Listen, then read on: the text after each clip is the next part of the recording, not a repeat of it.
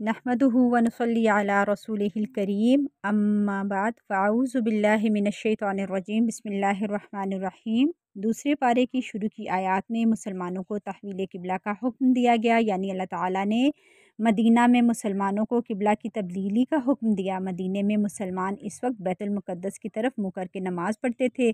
किबले की तब्दीली का हुक्म मिलते ही मुसलमान खाना काबा की तरफ मुँह करके नमाज़ पढ़ने लगे। इस तरह खाना काबा को हमेशा के लिए किबला करार दे दिया गया। यह आयत इस वक्त नाजिल हुई थी जब मुसलमान हालत नमाज में थे, जिस मस्जिद में नबी करीम सल्लल्लाहु अलैहि वसल्लम और सहाबा कराम ने नमाज की हालत में खाना काबा की तरफ मुँह कर लिया था। आज मदीने में वो मस्जिद मस्जिद क़िबलतैन के नाम से जानी जाती है। यहाँ ये पता चलता है कि असल काम अल्लाह की फर्माबरदारी है।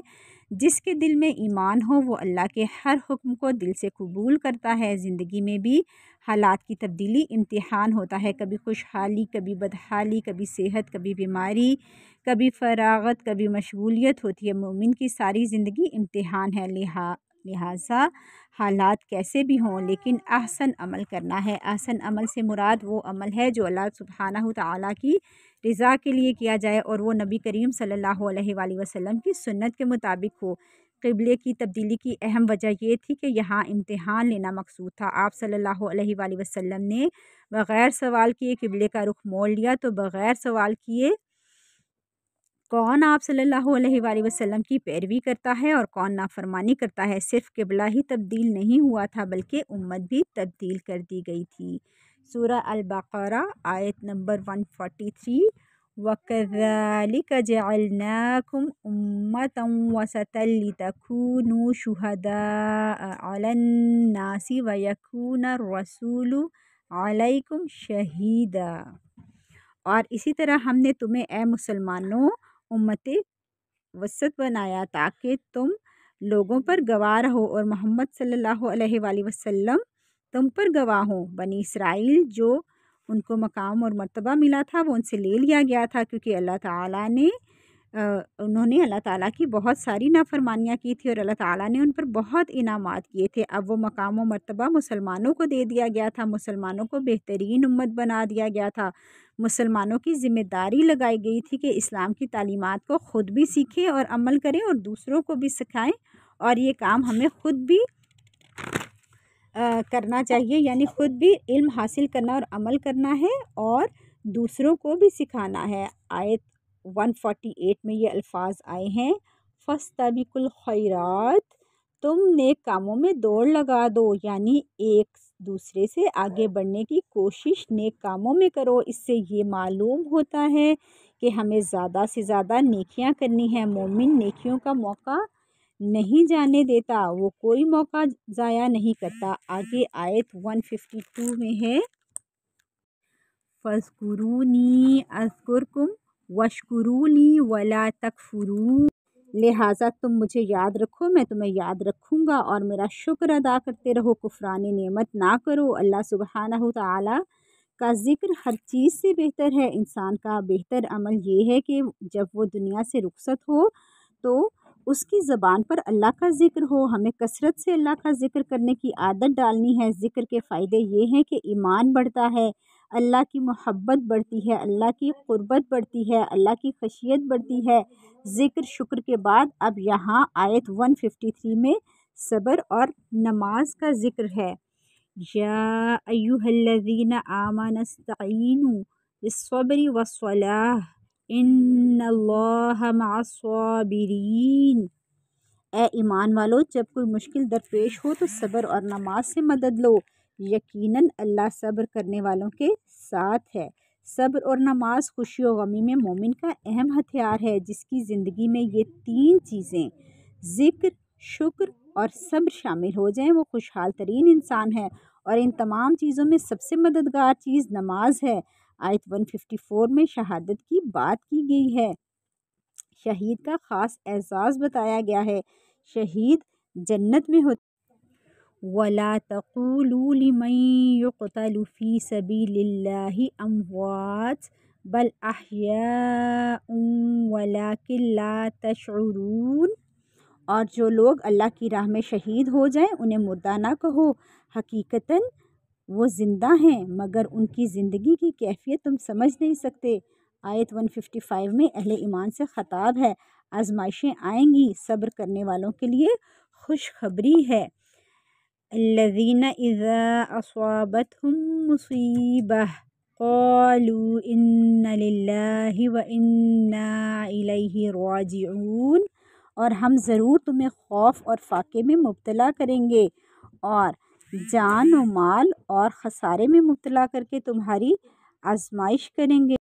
वलनबलुवन्नकुम बिशैइन मिनल खौफि वल जूइ व नक़्सिम मिनल अम्वालि वल अनफुसि वस्समरात वबश्शिरिस साबिरीन। और हम ज़रूर तुम्हें खौफ और फाके में मुब्तला करके, जानो माल और खसारे में मुब्तला करके तुम्हारी आजमाइश करेंगे। और ए नबी सल्लल्लाहु अलैहि वसल्लम, ऐसे सब्र करने वालों को खुशखबरी दे दीजिए। अल्लाह अपने बंदों को मुख्तलिफ़ तरीक़ों से आज़माता है, कभी इम्तिहान में, और हमें सब्र और उम्मीद को नहीं छोड़ना चाहिए। आयत 156 में बताया गया है, अल्लज़ीना इज़ा अस्वाबतहुम मुसीबतुन क़ालू इन्ना लिल्लाहि व इन्ना इलैहि राजिऊन। और जब उन्हें कोई मुसीबत आए तो वो फ़ौरन कह उठते हैं, हम खुद भी अल्लाह ही की मिल्क हैं और उसी की तरफ लौटकर हमें जाना है। आजमाइश छोटी हो या बड़ी, इन्ना लिल्लाहि व इन्ना इलैहि राजिऊन पढ़ना चाहिए। जो लोग अल्लाह की खातिर सब्र कर जाएं तो अल्लाह उनके कदमों के निशान भी यादगार बना देता है। जिस तरह आज सफ़ा मरवा में हज़रत हाजरा अलैहिस्सलाम के कदमों की निशान की बड़े बड़े लोग पैरवी करते हैं। आयत 158 में सफ़ा मरवा का जिक्र है। सफ़ा मरवा अल्लाह की निशानियों में से है, लिहाजा जो शख्स काबे का हज करे या उम्रा करे तो उस पर कुछ गुनाह नहीं कि वो इन दोनों का तवाफ़ करे। और जो शख्स बेरिज़ा रग़बत नेकी का कोई काम करे तो बेशक अल्लाह बड़ा कदरदान है और हर बात को जानने वाला है। हज़रत इब्राहीम अलैहिस्सलाम अल्लाह के हुक्म पर अमल करते हुए अपनी बीवी हज़रत हाजरा अलैहिस्सलाम और अपने बेटे हज़रत इस्माइल को इस ज़मीन पर छोड़कर चले गए थे। हज़रत इस्माइल अलैहिस्सलाम जो कि शीरख्वार थे, पानी के लिए बिलख रहे थे। हज़रत हाजरा बेकरार होकर पानी की तलाश में सफ़ा मरवा के दरमियान दौड़ती थी। अल्लाह ने कुर्बानी और एसार के इस अमल को इतना पसंद किया कि रहती दुनिया तक जारी रखने के लिए इन दो पहाड़ियों के दरमियान सही हज और उम्रे का एक लाजमी रुकन बना दिया। आयत 167 से अहकाम शुरू हो रहे हैं जो तमाम इंसानों के लिए हलाल रिज़्क़ खाने की तलकीन की गई है। ऐसी ग़िज़ा का हुक्म दिया गया है जो तैयब हो, यानी जायज़ ज़राए से हासिल हो और पाक हो। और इन आयात के बरक्स रविश इख्तियार करना शैतान की पैरवी। शैतान अल्लाह की नाफरमानी और बेहयाई की तरफ राग़िब करता है। शैतान के रास्ते से बचने का हुक्म दिया गया है। आयत 168 में है, या अय्युहन्नासु कुलू मिम्मा फ़िल अर्दि हलालन तय्यिबा वला तत्तबिउ खुतुव्वतिश शैतान इन्नहु लकुम अदुव्वुम मुबीन। वो तो तुम्हें बुराई और बेहयाई का ही हुक्म देगा, नीज़ इस बात का कि तुम अल्लाह के ज़िम्मे ऐसी बातें लगा दो जिनका तुम्हें खुद भी इल्म नहीं। रिज़्क़ के हलाल की भी हमें दुआ करते रहना चाहिए।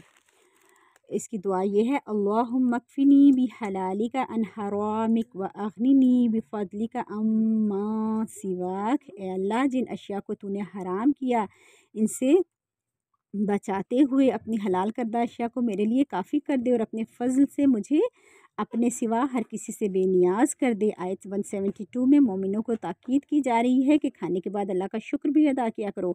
आयत 173 में 4 हराम खानों का जिक्र किया है, इनको खाने की इज़्तिरारी हालत का भी जिक्र किया गया है। आयत 174 से 176 में उलमाए सू पर अल्लाह के ग़ज़ब का बयान किया गया है, जो अल्लाह की किताब की तालीमात को छुपाते और थोड़ी सी कीमत के इवज़ लोगों की ख्वाहिशात के मुताबिक फ़तवा देते हैं। ऐसे लोग अपने पेट में आग भर रहे हैं। क़ियामत के दिन अल्लाह ताला इनसे कलाम नहीं करेगा, अल्लाह उन्हें जन्नत जहन्नम से नहीं निकालेगा। आगे 177 में जो आयत नंबर 177 है, इस आयत को आयत बर कहते हैं। इस एक आयत में मुकम्मल दीन को जमा कर दिया गया है। आयत 177 का तर्जुमा है, नेकी ये नहीं कि तुम अपना रुख मशरिक़ या मग़रिब की तरफ फेर लो, बल्कि असल नेकी तो ये है कोई शख्स अल्लाह पर, फ़रिश्तों पर, रोज़े क़ियामत पर, नबियों पर ईमान लाए और अल्लाह से मोहब्बत की खातिर अपने रिश्तेदारों اپنا مال رشتہ داروں، یتیموں، محتاجوں، مسافروں اور سوال کرنے والوں کو اور غلامی سے نجات دلانے کے لیے دے، نماز قائم کرے اور زکوٰۃ ادا کرے۔ نیز نیک لوگ وہ ہیں جو جب عہد کریں تو اسے پورا کریں اور بدحالی، مصیبت اور جنگ کے دوران صبر کریں۔ ایسے ہی لوگ راست باز ہیں اور یہی لوگ متقی ہیں۔ آگے 178 اور 179 میں قصاص کے احکامات ہیں۔ قتل کے بدلے کو قصاص کہتے ہیں۔ معاشرے کی اصلاح کے لیے یہ سزا رکھی گئی ہے۔ آیت 179 میں ہے وَلَكُمْ فِي الْقِصَاصِ حَيَاةٌ يَا أُولِي الْأَلْبَابِ لَعَلَّكُمْ تَتَّقُونَ، اور اے اہل دانش، تمہارے لیے قصاص ہی زندگی ہے، اور یہ قانون اس لیے فرض کیا گیا کہ تم ایسے کاموں سے پرہیز کرو اور لوگ آئندہ اور کسی کو قتل کرنے سے بچ جائیں اور بہت سے لوگوں کی جان بچ جائے۔ آیت میں وصیت، جو آگے آیت آ رہی ہے اس میں وصیت کے احکامات آ رہے ہیں۔ آیت 183 میں ہے رمضان کے روزوں کی فرضیت اور حتمیت بتائی گئی ہے۔ یا ایہا الذین آمنوا کتب علیکم الصیام کما کتب علی الذین من قبلکم لعلکم تتقون، اے ایمان والو، تم پر روزے فرض کر دیے گئے جیسے کہ تم سے پہلے لوگوں پر فرض کیے گئے تھے، اور اس کا مقصد یہ ہے کہ تم میں تقوی پیدا ہو۔ روزہ اسلام کے 5 بنیادی ارکان میں سے ایک رکن ہے، اور یہ آدم علیہ السلام سے لے کر تمام انبیاء کرام کی شریعت میں جاری رہا۔ اس عبادت کا خاص ثواب اللہ سبحانہ تعالیٰ نے رکھا ہے۔ رمضان کی اہمیت قرآن کی وجہ سے ہے۔ آیت 185 میں آتا ہے شہر رمضان انزل فیہ القرآن، رمضان وہ مہینہ ہے جس میں قرآن نازل کیا گیا۔ نبی کریم صلی اللہ علیہ وآلہ وسلم رمضان میں جبرائیل علیہ السلام سے قرآن پاک کا دور کیا کرتے تھے۔ آگے 186 آیت میں آ رہا ہے کہ اللہ پکارنے والے کی پکار کو قبول کرتا ہے۔ وَإِذَا سَأَلَكَ عِبَادِي عَنِّي فَإِنِّي قَرِيبٌ أُجِيبُ دَعْوَةَ الدَّاعِ إِذَا دَعَانِ فَلْيَسْتَجِيبُوا لِي وَلْيُؤْمِنُوا بِي لَعَلَّهُمْ يَرْشُدُونَ، اور جب میرے بندے آپ سے میرے متعلق پوچھیں تو انہیں کہہ دیجئے میں ان کے قریب ہی ہوں۔ جب کوئی دعا کرنے والا مجھے پکارتا ہے تو میں اس کی دعا قبول کرتا ہوں، لہٰذا انہیں چاہیے کہ میرے احکامات بجا لائیں اور مجھ پر ایمان لائیں، اور اس طرح توقع ہے کہ وہ ہدایت پا جائیں گے۔ اللہ بندے کے قریب ہے، اس لیے ہر حال میں اسی سے دعا کرنا، اس کو پکارنا چاہیے۔ دعا عبادات کا نچوڑ ہے۔ ہر شخص کا اللہ سے قریبی تعلق ہونا چاہیے۔ کوئی تکلیف دہ بات ہو، کوئی بیماری، کوئی پریشانی، رنج و غم، فوراً اپنا مسئلہ اللہ کو بتائیں، اپنے دل کی بات کریں، وہ ہماری پکار سنتا ہے، وہ لوگوں کی بات، ہماری آہوں سسکیوں کو جانتا ہے، وہی ہمارے مسائل کو دور کرنے والا ہے۔ آیت 188 میں آتا ہے وَلَا تَأْكُلُوا أَمْوَالَكُمْ بَيْنَكُمْ بِالْبَاطِلِ وَتُدْلُوا بِهَا إِلَى الْحُكَّامِ لِتَأْكُلُوا فَرِيقًا مِّنْ أَمْوَالِ النَّاسِ بِالْإِثْمِ وَأَنْتُمْ تَعْلَمُونَ، اور آپس میں ایک دوسرے کا مال باطل طریقوں سے نہ کھاؤ۔ باطل طریقے سے مال کھانے سے مراد چوری، دھوکہ، امانت میں خیانت کر کے، ادھار لی ہوئی چیز کا انکار کر کے، ملاوٹ کر کے مال کمانا، مزدور کی اجرت نہ کرنا، سودی لین دین، دھوکے سے، زکوٰۃ، صدقات، وراثت کا مال کھانا وغیرہ وغیرہ شامل ہیں۔ زیادتی کسی کے ساتھ بھی جائز نہیں۔ آگے جہاد کے احکامات آ رہے ہیں، اور آیت 190 میں آتا ہے وَقَاتِلُوا فِي سَبِيلِ اللَّهِ الَّذِينَ يُقَاتِلُونَكُمْ وَلَا تَعْتَدُوا إِنَّ اللَّهَ لَا يُحِبُّ الْمُعْتَدِينَ، اور تم اللہ کی راہ میں ان لوگوں سے جنگ کرو جو تم سے جنگ کرتے ہیں، مگر زیادتی نہ کرنا، کیونکہ اللہ سبحانہ تعالیٰ زیادتی کرنے والے کو قطعاً پسند نہیں کرتا۔ آگے انفاق فی سبیل اللہ کا ذکر آ رہا ہے۔